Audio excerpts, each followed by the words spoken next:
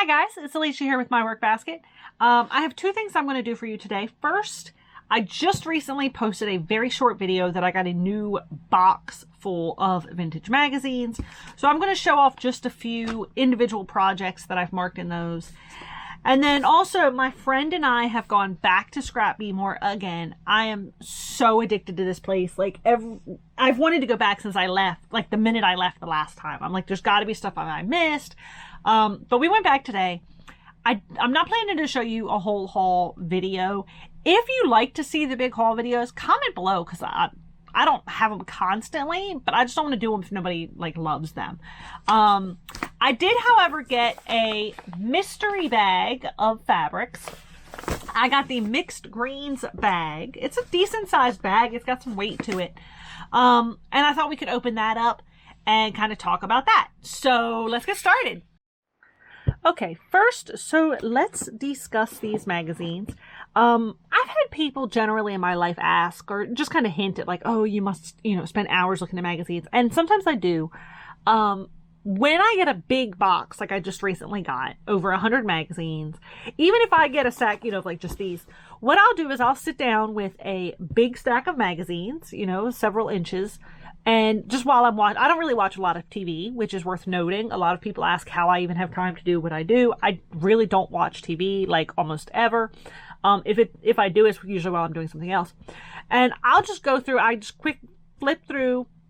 So I sit down with my stack of magazines, and I know that I'm about to do a stack of magazines. The same way you're going to go cook dinner, or you're taking a walk. I know I'm sitting down with a stack of magazines, and I approach it a certain way. What I do is I take a big stack, I sit down wherever I'm going to be sitting down, and I just quickly, page by page by page, go through.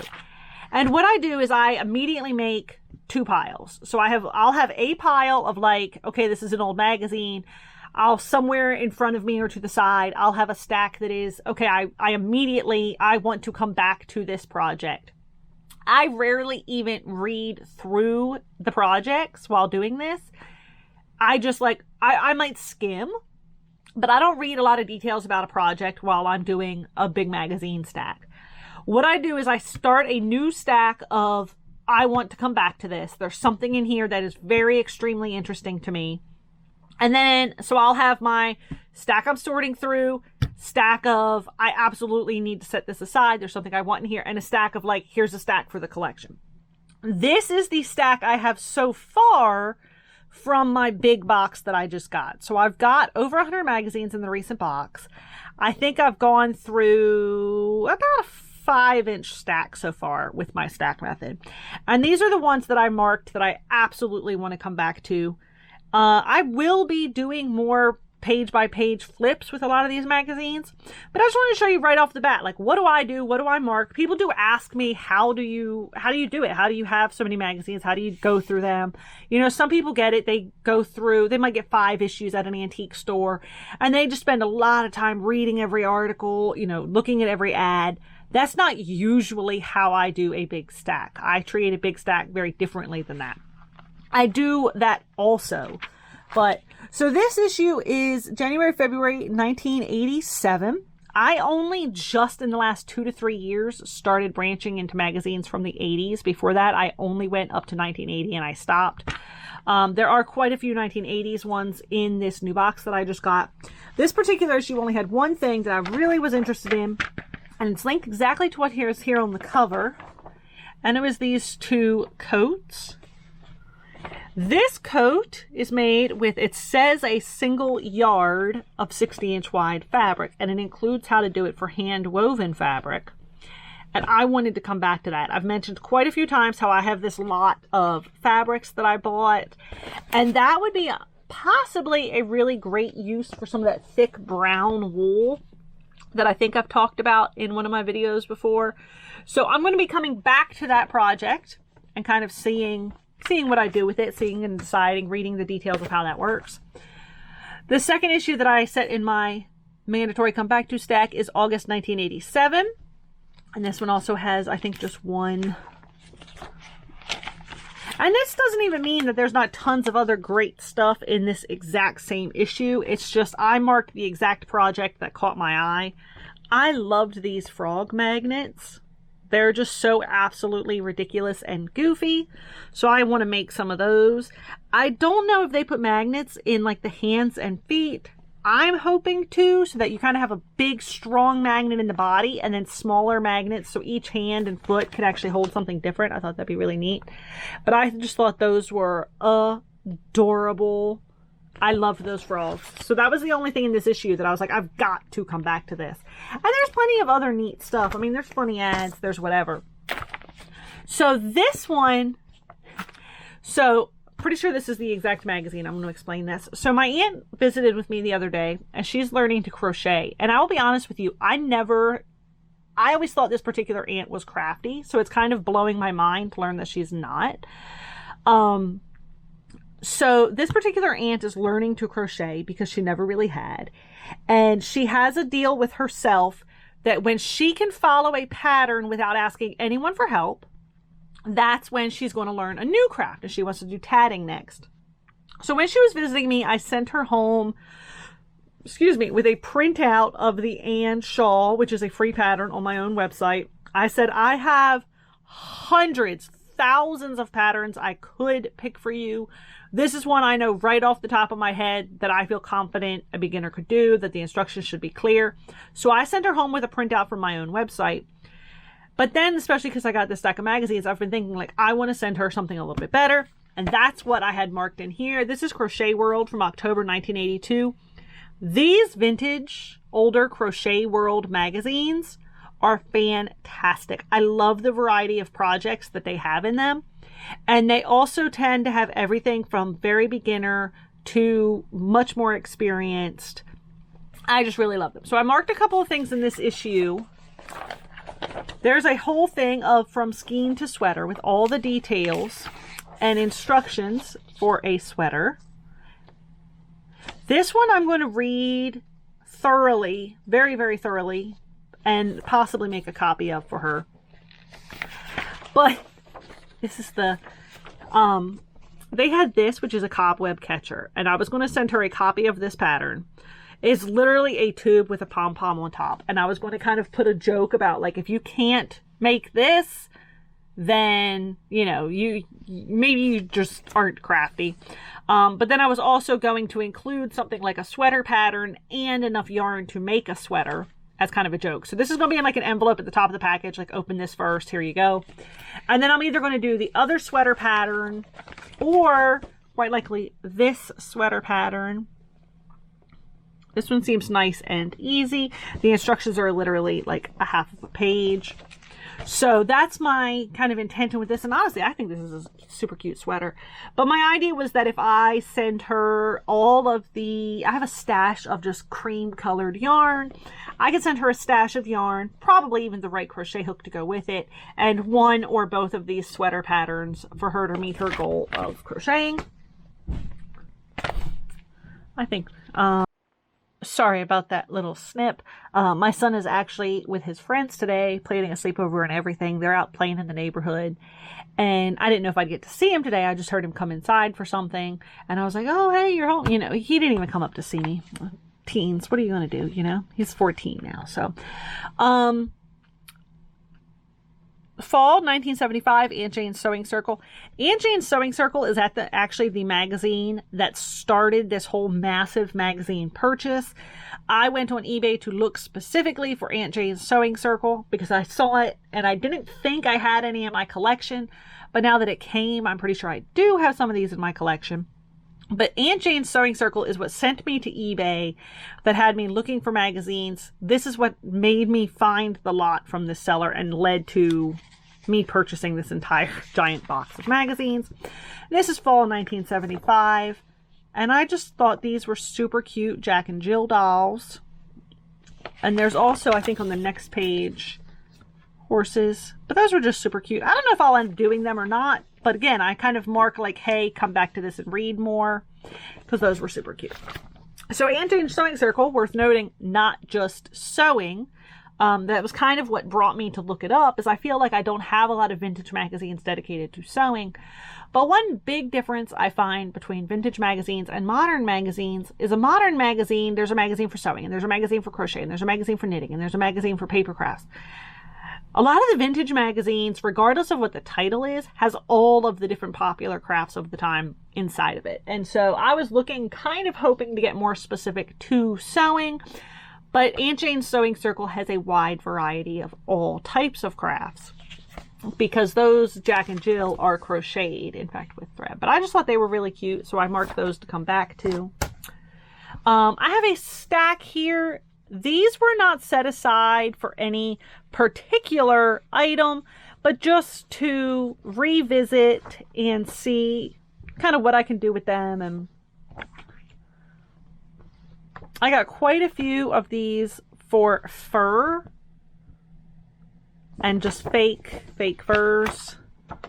I mean, these flowers were crazy. So I just wanted to circle back to those. I had a few with Chanel pipe cleaners. One of them did have a specific project I want to come back to, but mostly I was just like, I want to come back to these with detail. Here's fur and felt again. Nylon net. This one did start with like a funny poem. Thought petticoats of net were all you'd ever get from crisp, sheer nylon net. Well, we'll change that, I bet. You have seen nothing yet. That was before we met. Choose your best color, pet. Scissors and tape, all set. We'll show you how, don't fret. Crisp, strong, dainty, sheer net. May dry clean or get wet. Or make a toque silhouette. I just thought it was funny. But I just wanted to, I thought it'd be fun, especially for a video, to maybe try some of the vintage nylon net crafts. Oh, my nose is super itchy all of a sudden. Make a magnetic put on. This is just lists of like Friggy magnets and stuff. And there were several that I really liked. There is this kind of ridiculous giant grasshopper that I was particularly in love with. But again, I just wanted to kind of give that one more attention in general. So that stack was just kind of like, hey, circle back to these. They're a little bit different. This was Crafts and Things, April, May 1977. And they had a couple of crochet. I absolutely was loving this strawberry vest. I really want to make one. I don't know if I want to leave in the strawberries or take the strawberries out and have to be a solid color or a bunch of different colors, but I was just really, really in love with that vest. Yeah, so that was cute. I also liked this cape. And I think there was something else. It was kind of a whole... Oh, that's the only thing I marked. There's a bunch of neat stuff in here. But yes, it was especially that vest. Like, I was just so in love with it. This one's got a couple marks in it. August, September 1976 of Crafts and Things. I had a couple of pages marked. I know exactly which one I'm coming to now. There's two Post-its too close together. So they had this Pots of Plenty, which is all terracotta pots. But this turtle, I was just absolutely in love with him. He is like a hugely, he's all like paper mache, and he holds this flower pot. And with or without the flower pot, I was like, I want one of those things. So I'm going to circle back to that. And the same thing had this hilarious Dotson. And I was in love with that too. Looks like the Dotson is actually made out of fabric. So those, I wanted to circle back to those crafts, especially that adorable turtle. And then the other thing in this issue, they had a whole section on popsicle stick crafts. And I wanted to circle back to several of those projects. I've done popsicle stick and the other more detailed sticks. I don't even know if I ever actually ended up writing about it on my website or not, but I've done some stuff with those and I just really love them. They're so neat.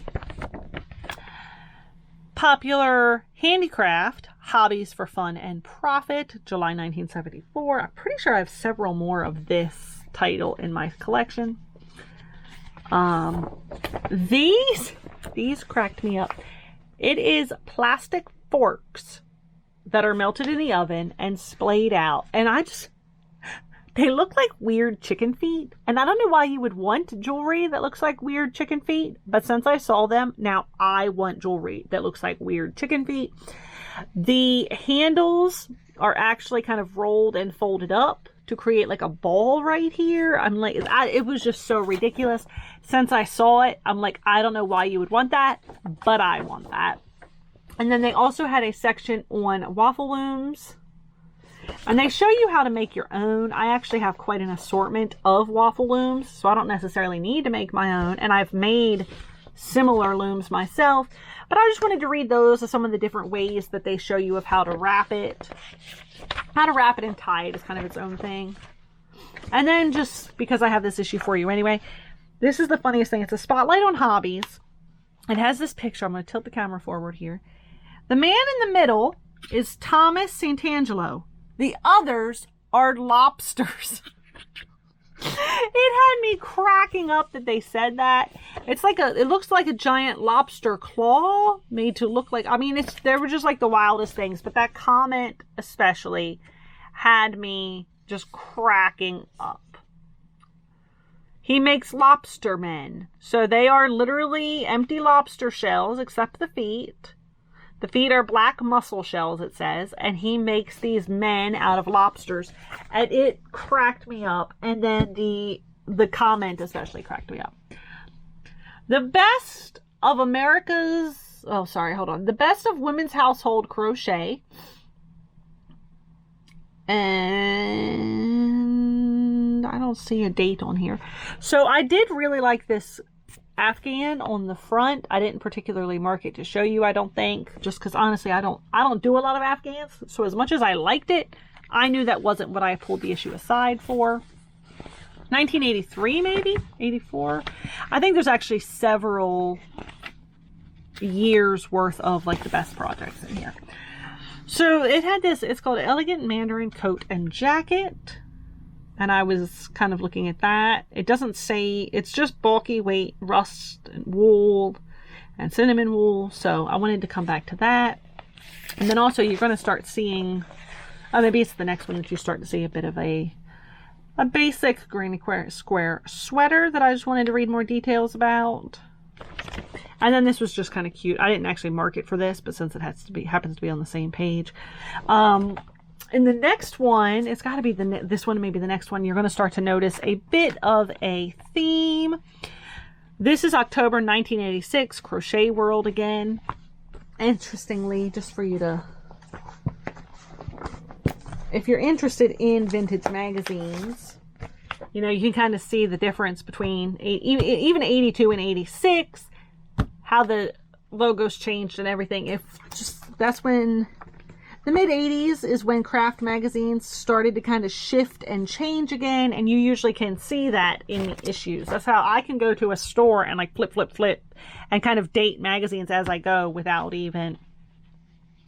It's a weird specialty I have. Anyway, so that's how I can kind of date magazines without looking too specifically at the date. So before I used to go as high as the 80s, I could flip, pull out, and some people would watch me and just be amazed. I'm like, oh, I don't go higher than, you know, this year.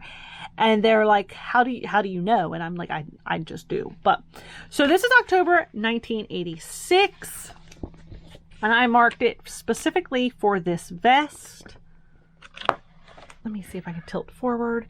I'll be honest, the coloring on this page is not great, so I'm hoping it's not showing up too poorly. It's essentially just a granny square with some sewing and some edging, but I thought that was really cute. I'm like, I might actually make that. I can picture actually wearing that, so I pulled that one aside for that. And then this one, this is where you're going to really notice this pattern. So this is Crochet World again, 1986. It says fashions for him, but I just liked that kind of nice basic vest, kind of oversized. I'm on this weird, it's like my personal mission this year that I want to bring back vests. So I've been looking, I mean, I guess over the next couple years, because honestly, let's be honest, this year is almost gone. So over the next couple years, I just have this thing that I want to like bring back vests. I feel like it was so easy and cute and fun to get dressed. I mean, look, jeans, t-shirt, vest, but it just changes it so drastically. But I was really in love with this, with the variety of colors, with the scrappiness of it. And then, oh, these were cute, but that's not actually, the Post-its on the opposite side. These are actually Christmas stockings. Where is the Post-it?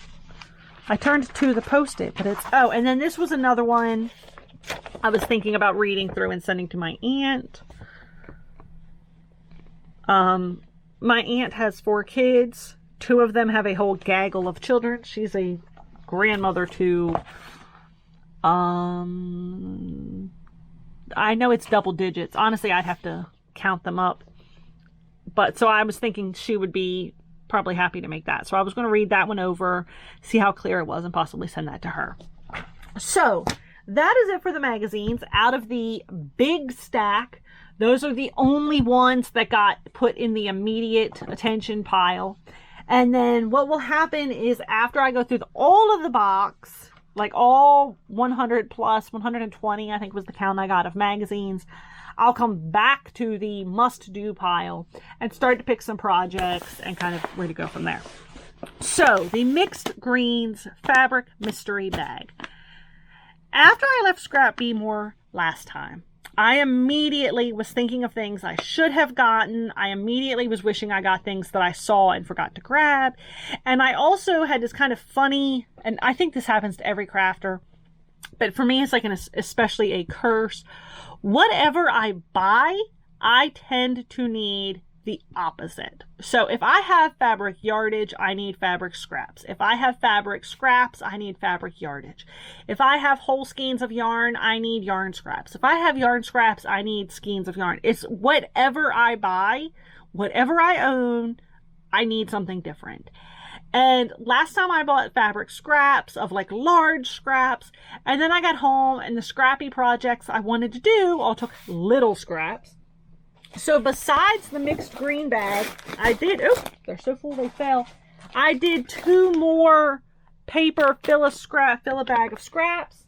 One of them is full of large pieces that I just kind of found and liked as I was going through, and the other ones are all, one bag is all pieces that are smaller than my hand, and I tried to get fun ones. Last time I was there was this really neat, just tiny scrap of like an old duck cloth style fabric. And I was just like, I wish I had gotten that scrap, but what would I have done with it? And unfortunately, I didn't find it this time. But I just got, but I did notice, and I think it may have actually been this same bag. Oh, yeah, the other bag is big scraps. So I think I had actually noticed the same mystery bag and wanted to grab one. They definitely had one that was, I'm pretty sure was greens.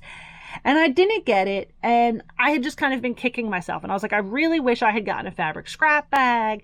I love a mystery box. I love a mystery bag, and $4 is a great deal. I mean, who knows? It's small. It's kind of like one of those things that if you were the type to go into a store like Scrap Be More and like not find anything, I can't picture being that person. That's hilarious to me. But if you were that type of person, you could just walk out with one of these and you'd probably be pretty happy. But I thought it'd be really fun to open it up and let's see what comes in one of their mystery bags. And of course, they're all different. That's part of the mystery. But let's open it up and see. So I'm going to move you around a bit, just because I keep almost knocking the camera over. They did have a couple other mystery bags today. They had In the Land of Palm Trees. It's all in the pink. And something else, I can't remember. They only had like 3 others besides this mixed green that I got. I got the mixed green because I'm working on a blanket for my son with the brown wool yarns that I've washed in a previous video. Because my son wants the blanket to be a secret, I can't really show it on my channel until it's done. But you will see bits and pieces in some of these videos. But the whole blanket is predominantly browns and some greens. And I have some other kind of neutral-ish fabrics. And so I was kind of hoping whatever's in here might be good fillers for his blanket. That's why I went for the greens. Plus, palm trees don't really sound like my style. I don't really do pink. And whatever the other one was, I must not have been super into it. So, let's see. Right away, I see this kind of big chunk. It's a stiff. I know what this type of fabric is. but I know what this type of fabric is, but I can't think of it. It's like the really stiff kind of loose weave. There's like a little gnat or something that I think was in here. So there's a decent chunk of that. It looks like it's actually cut to be... Looks like someone cut pants out of this fabric, honestly. Like based on kind of where the cuts and folds are. So it's a decent sized piece. I don't know if I would use that on his blanket or not, but it's good to have. A little fat quarter. So possibly fat quarter, probably smaller. This has a sheen to it that I don't know if it'll show on camera. My downside of these little cameras. So it's got like a wood grain with kind of a sheen. My camera screen is so small, I can't always tell what it's catching for you to see until I bring it up on a bigger camera. This one, bring it up on a bigger screen. This one's quite cute. I don't know that that's right for his blanket either, but that's super cute. And that seems like a decent, I know it's out of screen, but this seems like a decent amount. Like this is like a whole like yard with a little bit cut out. I mean, like that's a decent amount of fabric. It's no small chunk. Like you could absolutely make something with that.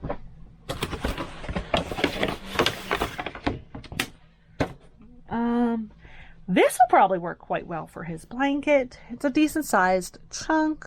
It's kind of a weird print. It's like feathers.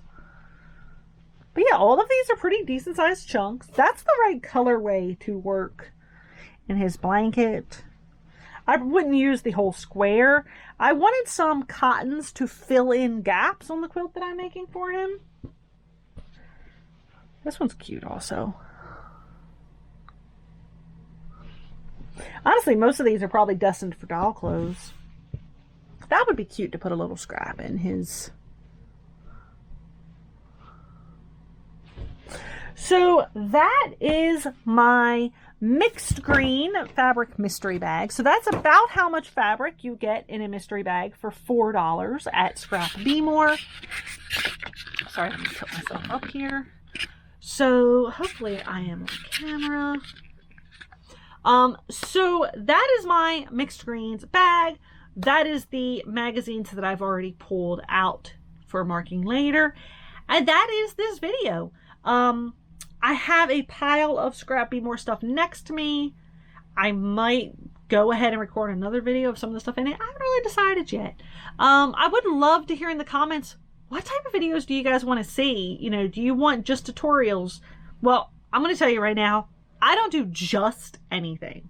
So at no point will this channel ever be just tutorials, just magazine flips, just sewing. Like that is not how I operate. I know a lot of people are able to like niche down, and I'm jealous of those people. This girl, I don't cluster in. I don't niche. I don't clamp down on any one thing for very long. But I would love to hear, what do you want to see? Do you want to see more of the haul videos? Do you want to see more of the general vlogs of like me doing different things with my day? Do you want more tutorials? Tell me in the comments. What do you want? Like, of the videos I've been posting, which ones are your favorite? What do you like and what would you like to see? If you have some variety of weird vintage craft tool and you're like, what is this and how do I use it? Let me help you. You know, I'd love to do some tutorials as just some of the weird craft gadgets that I have. In fact, one of the things I did get today, I'm not sure what bag it's in to really show you. I have shown recently the K-Tail one needle knitter. I actually got another brand of the same thing today that I found. So I'd love to maybe do a video of that. Honestly, I probably will, whether you tell me to or not. It's just something I want to do. But I would love to hear, what do you want to see? You know, I want everybody to be happy. I want the channel to be helpful. Yeah, I want to do what I want to, sure. But I want you to see things that you like, and I want you to like coming back. I just don't want to bore you with like haul video after haul video after haul video. You know, it's no surprise if you've watched the channel a little while. I spend a decent amount of money on like crafty type stuff. It's the main thing I spend my personal spending money on. My stash is always growing. I could probably do a whole video almost every week. Like it's almost embarrassing, but I'm not embarrassed. So thanks for watching. As always, I appreciate you being here. If you subscribe, I appreciate you subscribing. If you like this video, please give it a thumbs up. I know a lot of people say that and you might think it's kind of something stupid, but it actually really does help the channel in a lot of different ways. Even if it's just for me to tell what do people like to see. So, you know, I thank you for watching. I really hope you're having a great day. And if I'd love to hear from you in the comments or my email address if I remember to put it on the screen. I do try to in most videos. So thanks for watching.